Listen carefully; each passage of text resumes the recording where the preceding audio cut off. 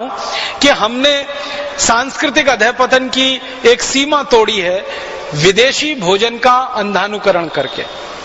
भाषा में हम विदेशी हो गए, भूषा में हम विदेशी हो गए, भोजन के स्तर पर भी हमारे देश में बहुत ज्यादा विदेशीकरण हो गया। भोजन भी हमारी जलवायु और हमारी जरूरत के अनुसार विकसित हुआ है इस देश में। हमारे लाखों करोड़ों वर्ष के जीवन में भोजन का जो विकास हुआ है ये सबसे बड़ा विकास है भारत में। भारत में माना जाता है, सारे विद्वान इस पर एक मत है कि भोजन में जो कुछ हमने विविधता लाई है पिछले हजारों लाखों वर्ष में, ये भारत की सबसे बड़ी देन है पूरी दुनिया के। शायद भारत के भोजन में जितनी विविधताएं हैं दुनिया के किसी देश में आपको नहीं मिलेंगी। आप जानते हैं गेहूं भारत में भी पैदा होता है, गेहूं ब्रिटेन में भी पैदा होता है, गेहूं कनाडा में भी पैदा होता है, गेहूं अमेरिका में भी पैदा होता है, यूरोप के और भी कई देशों में गेहूं पैदा होता है। गेहूं एक ही तरह की फसल है, वो भारत में भी है, यूरोप के कई देशों में और अमेरिका में भी है। हम गेहूं का आटा बनाते हैं और आटे से फिर हम पूड़ी बनाते हैं, कचौरी बनाते हैं, हम पराठा बनाते हैं।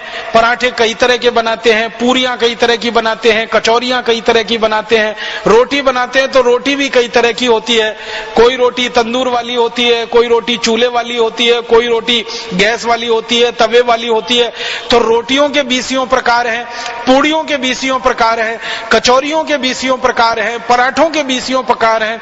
माताएं बहनें यहाँ बैठी हैं, एक परत का पराठा, दो परत का पराठा, तीन परत का पराठा, चार परत का पराठा, ऐसे पराठे हमारे देश में घर घर में, गांव गांव, गली गली में इतने अद्भुत और इतनी विविधता वाले। हमारे पास क्या है? गेहूं का आटा। उसी गेहूं के आटे से खाने के लिए सैकड़ों तरह की चीजें हम बना सकते हैं, पूरी, पराठा, रोटी आदि के स्तर पर। यूरोप के पास भी वही गेहूं का आटा है, लेकिन उनके पास बनाने के लिए दो ही चीजें हैं, या तो पाव रोटी या डबल रोटी। दो ही चीजें हैं उनके पास। और उसको दो भी क्यों कहें, एक ही चीज है। पाव रोटी, डबल रोटी एक ही तरीके से बनते ही है, बस मामूली सा अंतर है। तो वो गेहूं पैदा करते हैं, गेहूं को पैदा करके आटा बनाते हैं, उस आटे से पाव रोटी, डबल रोटी के अलावा तीसरी रोटी बना ही नहीं सकते वो। हमारे यहाँ सैकड़ों किस्म की रोटियां, पूरियां, कचौरियां हम बनाते हैं। अब भारतवासियों का ये दुर्भाग्य है कि जिस भारत देश में हजारों साल से सैकड़ों किस्म के गेहूं के आटे से बनने वाले व्यंजन रहे हों, वो भारतवासी सवेरे से शाम तक पाव रोटी और डबल रोटी खाते। वो pizza, burger, hot dog, cold dog, इन्हीं नामों पे है सब वो पाव रोटी और डबल रोटी। पिज्जा कह लो, बर्गर कह लो, उसको बीच में से काट के सलाद भर लो या सलाद के बीच में उसको लगा के खा लो, बात तो एक ही है। तो आप देखो कि कितने नीचे हम आए, कितना पतन हमारा हुआ। सैकड़ों किस्म के व्यंजन जो हम गेहूं के आटे से बना सकते हो, उस देश के लोग पाव रोटी, डबल रोटी, पिज्जा, बर्गर खाने में फंस जाएं, तो ये भी हमारे सांस्कृतिक अधःपतन की ही निशानी है, या बल्कि मूर्खता की निशानी। मूर्खता इसमें पता है क्या है? कोई भी पाव रोटी और डबल रोटी जो आप खाते हैं ताजा नहीं होती। ताजा होती तो वो बनती ही नहीं, वो तो बासी ही होती है। वो एक दिन बासी हो सकती है, 2 दिन हो सकती है, 10 दिन हो सकती है, 15 दिन हो सकती है। यूरोप और अमेरिका में तो 3-3 महीने पुरानी बासी पाव रोटी, डबल रोटी मिलती है और लोग उन्हीं को खा के अपना जीवन चलाते हैं, गुजारा करते हैं। अब हमने उनकी नकल करके हमारे घरों में वो बासी डबल रोटी लाना और खाना शुरू कर दिया। गेहूं के आटे के बारे में विज्ञान ये कहता है कि इस आटे को गीला होने के 48वें मिनट के अंदर इसका रोटी बन जाना चाहिए और रोटी बनने के 48 मिनट के अंदर इसको खा लिया जाना चाहिए। लेकिन पाव रोटी और डबल रोटी का अगर कहानी सुनना और गिनना शुरू करेंगे तो वो तो 10-20 दिन पुराना होता है। उसको खराब कर करके हम खा रहे हैं और फिर बड़ा शान महसूस करते हैं, अपने आप को बड़ा स्मार्ट महसूस करते हैं। हम पाव रोटी खाते हैं, डबल रोटी खाते हैं, स्मार्टनेस मानते हैं इसमें। अब ये सुपर इडियोसिटी है या स्मार्टनेस है, इसको तय करने की अभी जरूरत है। पढ़े लिखे घरों में, खासकर अंग्रेजी वाले घरों में, इस तरह के भोजन का इतना तेजी से प्रवेश हुआ है कि भारत का विविधतापूर्ण व्यंजन अब उनके घरों से गायब हो गए हैं, बाहर हो गए। अगर आप ईमानदारी से एक काम करें, हम में से कोई भी ये काम करे, जिस दिन हमारा जन्म हुआ और जिस दिन हमारी मृत्यु हो, ये सारे दिन हम गिन लें, उतने दिन हम नए नए व्यंजन बना के भारत में खा सकते हैं। इतनी विविधता इस देश में हजारों साल से उपलब्ध रही है। अब उस भारत में गिने चुने 2-4 व्यंजन जो अंग्रेजियत वाले हैं वो हमारे घरों में घुस गए। व्यंजन घुस गए, डबल रोटी, पाव रोटी, उसके साथ बिस्किट आ गया। जिस देश में ताजा रोटी बनती हो, ताजा भाकरी बनती हो, ज्वार की भाकरी बनती हो, बाजरे की बनती हो, मक्के की बनती हो, तीनों की मिलाकर बनती हो, उस देश के लोग बिस्किट खाने लगे, उस देश के लोग डबल रोटी और पाव रोटी खाने लगे। तो इससे ज्यादा शर्मनाक और कुछ हो नहीं सकता। तो भोजन के स्तर पर इतनी ज्यादा गिरावट हम में आ गई है। और इससे भी बड़ी एक गिरावट हम में आई है। हम भारत में इतने अद्भुत देश में रहते हैं जिसकी कल्पना किसी देश को नहीं हो सकती। हम भारत में ऐसे स्थानों पर रहते हैं जहां हमको ताजा सब्जी सुबह और शाम दोनों समय उपलब्ध होती है। भारत के किसी भी राज्य में आप रहते हो, ताजा टमाटर, ताजा मटर, ताजा गाजर, ताजा मूली, ताजा पालक, ताजा मेथी, ताजा बैंगन, ये सारी सब्जियां ताजी की ताजी सुबह भी मिलती हैं, शाम को भी मिलती हैं। और आपके घर तक आकर कोई देके जाता है। आप जानते ना, कोई ठेले वाला आता है, कोई खोमचे वाला, रेहड़ी वाला आता है और आवाज देके, बहन जी सब्जी ले लो, माता जी सब्जी ले लो, घर के सामने आकर आपकी घंटी बजाकर, आपका दरवाजा खटखटाकर, बोलकर, चिल्लाकर आपको घर में ताजा सब्जी देकर जाता है। ये सपना अमेरिका में रहने वाला कोई आदमी सोच नहीं सकता, देख नहीं सकता। यूरोप में किसी को कल्पना नहीं हो सकती कि सवेरे ताजा सब्जी, शाम को ताजा सब्जी कोई घर के सामने आकर दरवाजा खटखटाकर बोलकर देके जाए। अमेरिका में तो ताजा सब्जी लानी कल्पना की बात है, क्योंकि सब्जियां सब 7 से 15 दिन पुरानी मिलती। इससे ताजा सब्जी तो कहीं मिल ही नहीं सकती। कोई कोई डिपार्टमेंटल स्टोर्स में 1-1 महीने पुरानी मिलती। और सब्जी लानी हो तो 20-25 मील से लेकर 100, 150, 200 मील तक कार चला के जाना पड़ता है, तब थोड़ी सी सब्जी आप ला सकते हैं। यहाँ घर के सामने कोई आपको सब्जी देकर जाता है, और सब्जी ही नहीं देता, आपका हालचाल भी पूछ लेता है। माता जी कैसी हैं, बिटिया आपकी कैसी है, तबीयत ठीक है कि नहीं ठीक है। आप सब्जी लो या ना लो, वो आपके घर की कुशल क्षेम पूछेगा, आप उसके घर की कुशल क्षेम पूछेंगे। माने हमारा उससे आत्मीय संबंध हो जाता है। ऐसा आत्मीय संबंध किसी भी डिपार्टमेंटल स्टोर वाली संस्कृति में हो नहीं सकता। इसकी कोई कल्पना किसी को नहीं।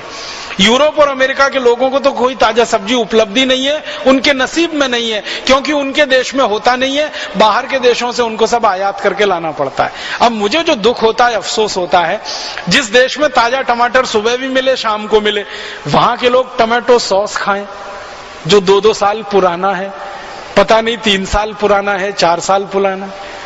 जब ताजा टमाटर मिल रहा है, उसकी चटनी बनाकर हम सुबह खा सकते हैं, शाम को खा सकते हैं।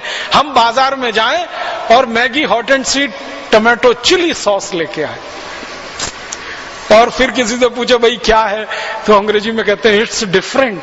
वो डिफरेंस क्या है? उसमें 3 महीने पुराना सड़े गले टमाटर का रस, ये है डिफरेंस उसका।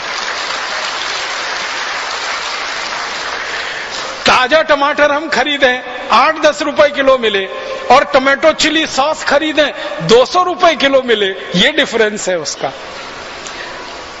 8-10 रुपए किलो के ताजे टमाटर की चटनी बना के खाएं, कितना स्वाद आए, और उसमें प्रिजर्वेटिव मिला के जो जहर कैंसर पैदा करने वाले 3-3 महीने, 6-6 महीने, साल भर पुराना टमाटो सॉस खाएं, ये डिफरेंस है। माने मूर्खता की पराकाष्ठा हमने जो है ना लांग ली है। इतना हमारे भोजन में परिवर्तन आया। ताजा टमाटर चटनी की बजाय टमाटो सॉस हमारे घर में आ गया।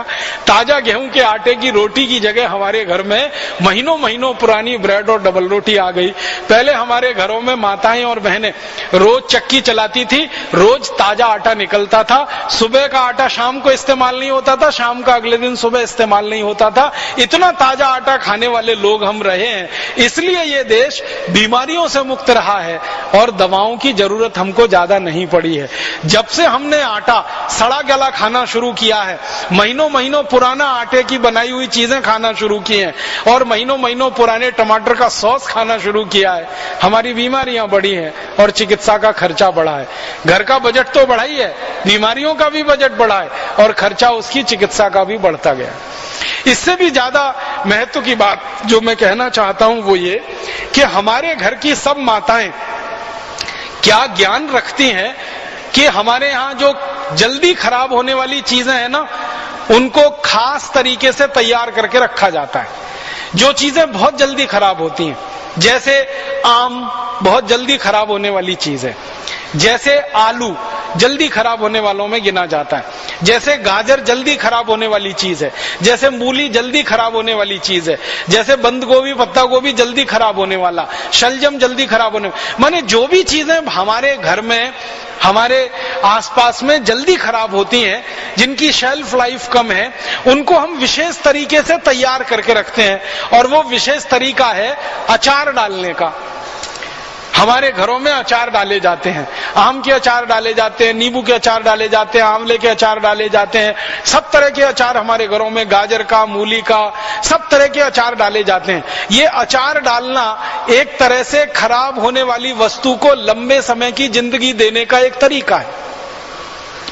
मैंने कई माताओं के घरों में 20-20 साल पुराना आम का अचार देखा है। हम 20 साल तक आम को बचा के नहीं रख सकते, लेकिन उसी आम का अचार डालकर 20 साल तक उसको बचा के रख पाते हैं। टमाटर का देखा है, अदरक का मैंने अचार देखा है एक घर में 35 साल पुराना। तो हमारे यहाँ ये अचार डालने की एक बड़ी वैज्ञानिक पुरानी परंपरा माताओं बहनों के द्वारा विकसित हुई है। अब हमारे यहाँ उल्टा हो गया है कि जो घरों की माताएं बहनें ये अचार डाल के घरों के आयुर्वेदिक औषधियों के उपयोग से, मेथी का उपयोग किया, धनिया का उपयोग किया, जीरे का उपयोग किया, हींग का उपयोग किया, या और हमने आयुर्वेदिक औषधियों का उपयोग किया जो हमारे रसोई में है, और इनको अचारों में मिलाकर ऐसे रखा कि 20-25 साल तक वो सुरक्षित है, नींबू है, अदरक है, वगैरह वगैरह। अब हम इतने ज्यादा पश्चिमी या विदेशी अंधानुकरण के शिकार हो गए हैं कि अचार डलना ही घरों में अब बंद हो गए हैं। बाजार से पड़ा पड़ाया अचार लाना हमने शुरू कर दिया है और उसको मेज पे और अपने खाने में परोसना शुरू कर दिया। शर्म आनी चाहिए, खरीदे हुए अचार को अगर हम थाली में परोस रहे हैं तो। हमारे सांस्कृतिक ज्ञान का कितनी गिरावट वाला ये एक उदाहरण है। जहां हजारों साल से ये परंपरा चलती रही, वहां अब कुछ घरों में ये हालत हो गई है, अचार डालना किसी को आता नहीं, उसकी रेसिपी किसी को मालूम नहीं, उसमें क्या किस अनुपात में मिलाया जाता है किसी को अंदाजा नहीं।